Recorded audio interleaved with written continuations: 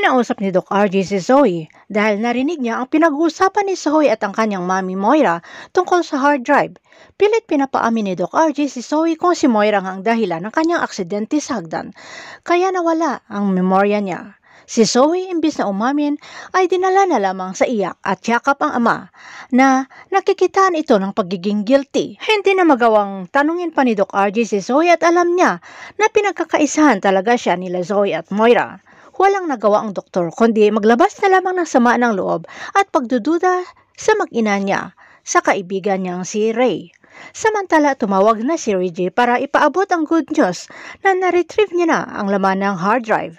At sa pag-uusap ng dalawa ay naging maingat si Doc RJ sa mga plano at kilos at alam niya na minanmanan siya ni Moira. Agad tinawagan ni RJ ang technician ang nakasigurado na makipagkita sa kanya sa isang restaurant para mailigaw si Moira. At hindi nga nagkamali si Doc RJ dahil nauna pa sa shop nila Reggie si Moira at balak kukunin ang hard drive na pinagawa ng kanyang asawa.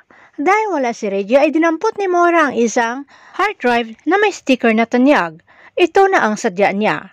Pero nakita siya ng isang staff at iba ang may-ari nito na nakasulat mismo sa harap ng hard drive. Walang nagawa si Moira kundi ibalik ang hard drive at kinulit ang staff kung saan pumunta si Reggie at balak pang pigilan ang paglabas ng baho ng kanyang krimen. Dumating si Moira sa restaurant pero huli na at nakitang galit na galit si RJ na pinapanood ang CCTV footage ng pagtulak ni Moira sa kanya sa hagdan. Alam ni Moira na wala na siyang kawala kaya napaatras at balak aalis na. Pero nabasag nito ang salamin at napasigaw siya sa gulat. Dinig ni RJ ang boses ni Moira kaya pinapalabas niya ito sa kanyang pinagtataguan sa ilalim ng mesa.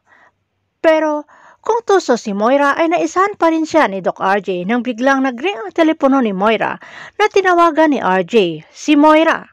Swerte at may dumaan na staff dala ang malaking box at maswerte na nakalabas sa ilalim ng mesa si Moira. Pagbalik ni RJ sa mesa nito, nila ni Reggie ay medyo natakot itong technician sa asawa ni RJ na handa palang pumatay at pinapaingat si Doc RJ. Kaya para makasigurado na sila ay ginawan na iba pang kopya ang CCTV footage para hindi na mawala pa ang ebidensya laban kay Moira. Samantala nag-away na naman sila Zoe at Annalyn dahil sa balak kunin ni Annalyn ang telepono ng kanyang tatay na alam niya na sa kamay ni mami ni Zoe. Buti na lamang at dumating ang mga kaibigan ni Annalyn at naihiwalay sila Zoe.